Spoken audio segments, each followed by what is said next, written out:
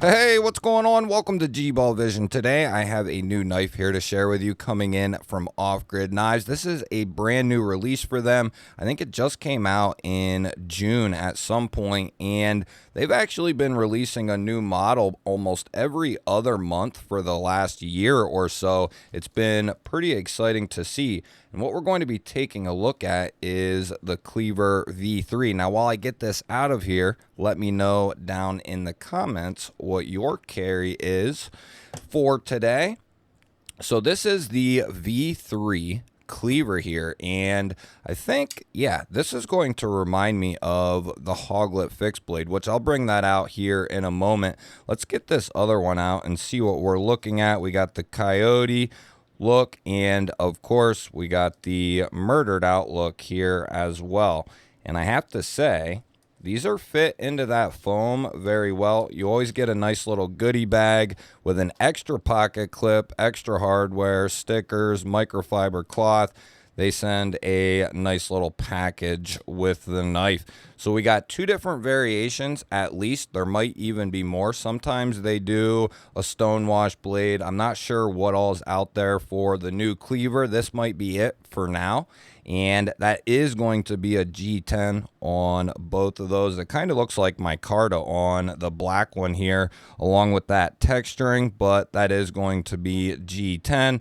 They both have kind of this washed finish to them, black washed here and more of a gray wash here, and they're both in 14C 28N. And then the ultra kicker is going to be, these are made in Taiwan as well. So similar to what we saw with the Badger EDC not too long ago, also made in Taiwan. You could almost classify these as brothers, but they just have a slightly different blade shape. Now, the Cleaver V3 don't have quite as robust of a handle as the Badger does, but very similar. And this tells me with the jimping the way it is, or the texturing on the handle here, it doesn't have that crazy grip that some of them do, and there's a reason that those have those. They're for tactical use or emergency use. This is more for EDC and utility. So it's got the lighter texturing on there. We have a nice row of jimping up the spine here. Wouldn't mind seeing an extra row here. That would have been really nice to have some kind of up here at the tip. Just a little added bonus in there. Sharpening choil, you'll have a couple of sharpenings in this blade. 14C is a fantastic steel, and Taiwan does it very well. Anything I've had from Off Grid that's been in 14C is some good stuff. Now, we are looking at a liner lock here. There is a chamfer there, going to be easy to get to and easy to disengage. That bad boy is perfectly centered up, as is the black on black variation here. So let's see what kind of size we are looking at. And if I didn't say, these are available, and I'll have the website linked down below, and you can scope these out. We're looking at about 2 15/16 of cutting edge, 3 inches of total blade, and we're looking at 7 inches to the bottom of the pocket clip. And to put that in perspective for you, we got the Kaiser Drop Bear and Kaiser Militol here for comparison's sake. And this is going to be directly in line with something like the Kaiser Drop Bear. And 2 more here. We have the Benchmade Bug Out up top and the Vostede Raccoon here on the bottom. And something like the Bug Out, they're going to be similar in length. It has it by just a little margin there on the blade, but very similar to the length of the Bug Out. And just for fun, we got the older brother, the Badger EDC here to the Cleaver, and we have the new AI Slide V3 here. And the Badger EDC and the Cleaver V3 are very similar in their length, going to be a little bit longer than the AI Slide is. Now let's switch gears here and see what this pocket clip looks like in the pocket and check the retention. I can tell you from experience with lots of their knives, this is one of, if not the best pocket clips in the game when it comes to a more budget-ended knife and a deep carry clip. I'd actually take this on knives much more expensive. This is a perfect representation of a deep carry clip. Very simple. It's got a nice width to it. It's got a nice ending to where it protrudes up there, and the retention is perfect. The ergonomics, the feel in the hand, it just kind of melts right into your palm. We have a G10 backspacer there. Wouldn't have mind seeing that ran up a little bit further to kind of seal this completely in, but that is something I always like to recommend because I am a backspacer fanatic. And we are looking at a triple Torx there, so this pocket clip is not going anywhere anytime soon unless you're using it to climb up a building. You're going to be in good shape. It is left-hand friendly, and if you do decide to use that to climb up a building, they offer another clip in the box, so you'll be in good shape. Now what we're going to do here is we'll get the arch nemesis out of its little hole over there on the shelf. We're going to give this thing a weight check. We like to guess the weight here on these knives. So if you want to play along, even if you already put your EDC in, feel free to guess what you think the weight of this knife is without holding it in your hand. It's going to be ultra tough. I am going to say that it's got some heft to it, some nice liners. It's not overly thick by any means, which we'll check that in a moment. I want to say 3 plus, I bet it's up there 3.6, 3.7, maybe even a little bit more. Let's go 3.7, 3.8. Oh! You sly dog, you sly dog. And we're looking at 4 ounces for both, 114 grams for everyone else. So 4.1. So ratio people might not be extremely happy about that, but this is going to be more geared for using the knife, right? Not just for looks and so on. This is built to be a user and a utility knife, something you could use around the camp, I would say.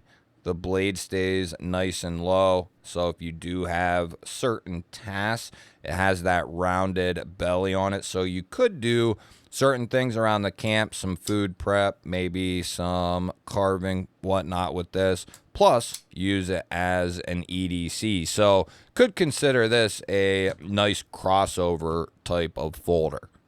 Now let's get a measurement here on our handle thickness. I'm pretty interested about this because, yeah, 0.48.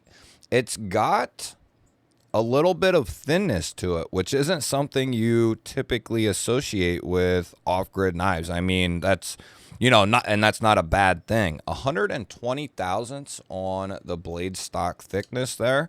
And we do have this tall sheep's foot style blade here. So it should be coming down fairly thin. And it is. It's coming down there around 20 thousandths. And I'm even a little high up on the blade there. I bet it's coming down there around 19 or 18 thousandths behind the edge. Let's go ahead and see how these cut right out of the box. And for that, we'll use our normal catalog paper here. And we'll start with this Coyote variation. And I think these are going to make really good EDC knives.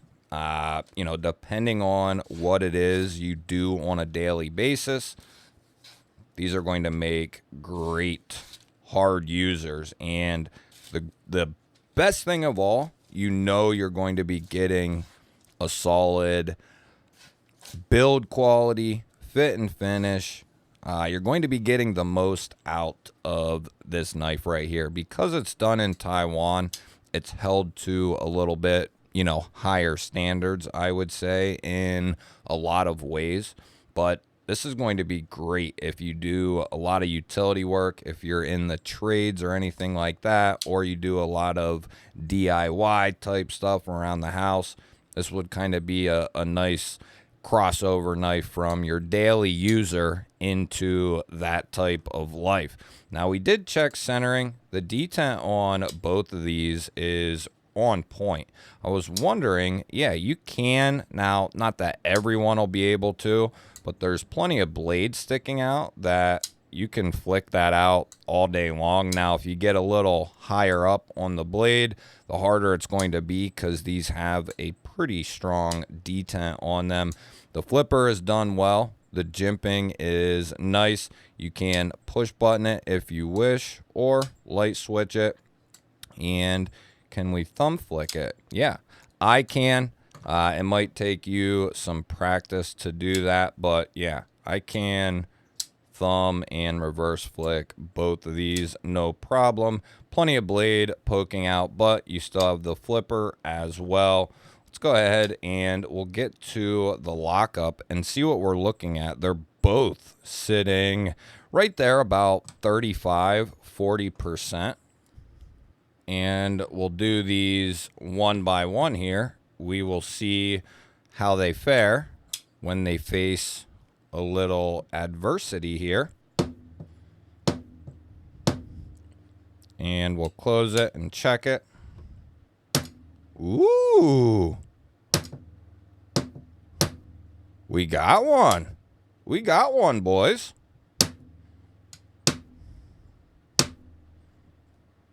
We got one.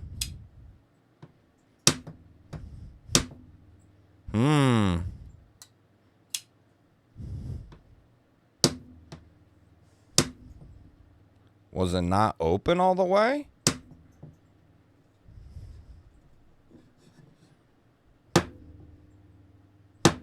Because she ain't doing it now.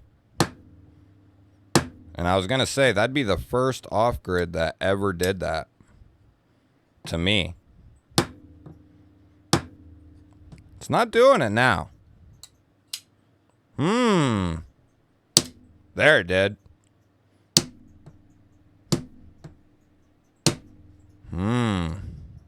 Let's get this other one in here and see what we're looking at.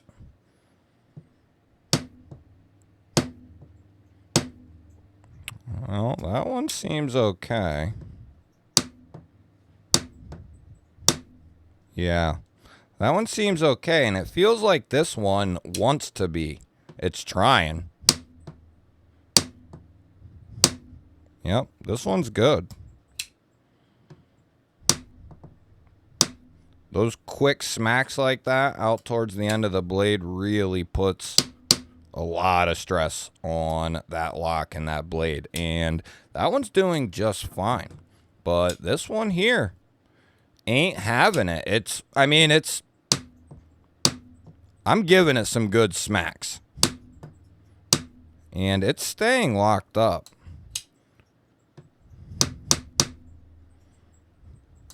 We had a couple failures.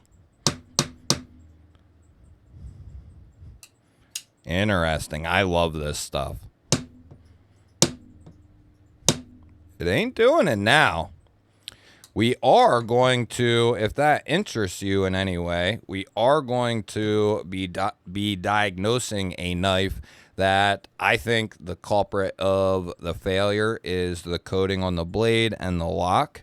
We're going to put that to the test. I'm going to have to keep my eye on this one.